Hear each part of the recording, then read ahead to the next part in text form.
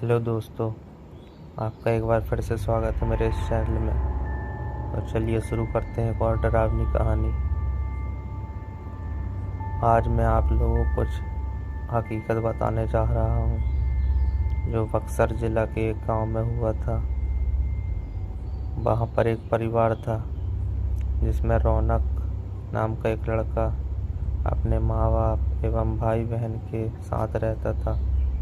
रौनक 20 साल का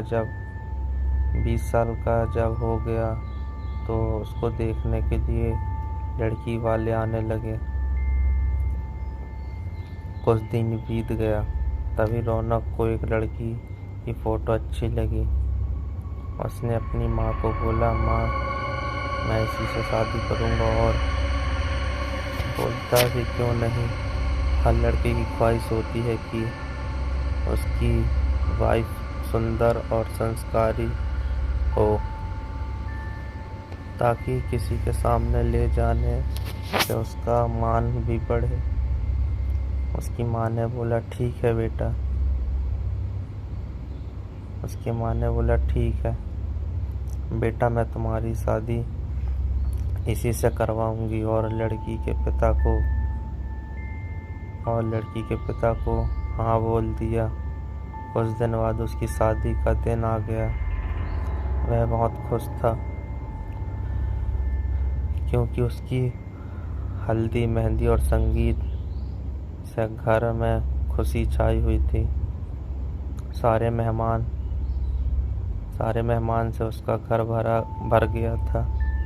वह मन ही मन सोच रहा था कि मैं अपनी वाइफ को बाहर घुमाने ले जाऊंगा और दोस्तों के साथ खूब बातें भी करूंगा कि देखो मेरी वाइफ लाखों में एक है। मन ही मन लड्डू फूट रहे थे। और उस दिन उसका इंतजार भी खत्म हो गया, क्योंकि उस दिन उसकी शादी जो हो रही थी, गांव वाले भी धूमधाम से बारात लेकर लड़की के घर पहुंचे और दोनों की शादी भी हो गई। जब सुबह विदाई हुई तो उस समय लड़की की डोली में अकेले ही ससुराल लाया जाता था।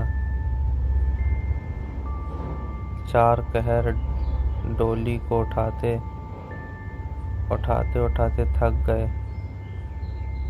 वह बेचारे सोचे कि कहीं पेड़ दिखा तो डोली उसके नीचे रख देंगे, तो थोड़ी देर आराम करके फिर आगे बढ़ेंगे।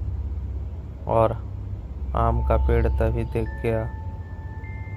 वह लोग डोली को रखकर पानी पीने लगे और बोले कि बहू, अगर आपको भी प्यास लगी हो तो पानी पी लो।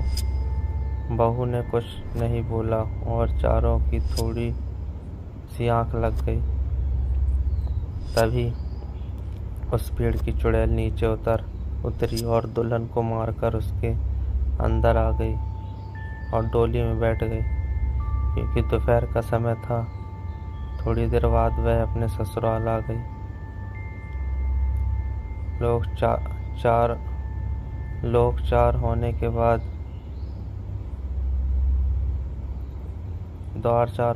बाद जब रात हुई तो रौनक अपने कमरे में गया। जब अपने बिस्तर पर बैठकर दुल्हन से बातें कर रहा था, तभी उसे जोर से प्यास लगी। उसने कहा कि मैं पानी पी कर आता हूँ। दुल्हन ने वह बोला, आप बैठो, मैं पानी दे रही हूँ। इतना कहकर उसने अपना हाथ लंबा करके कुएं से पानी निकालकर उसको दे दिया। इतना देखते ही रौनक जमीन पर गिर गया और बेहोश हो गया। थोड़ी देर बाद जब उसे होश आया तो उसके सामने घूंघट में छुपी चुड़ैल को देख लिया और भागने की कोशिश करने लगा।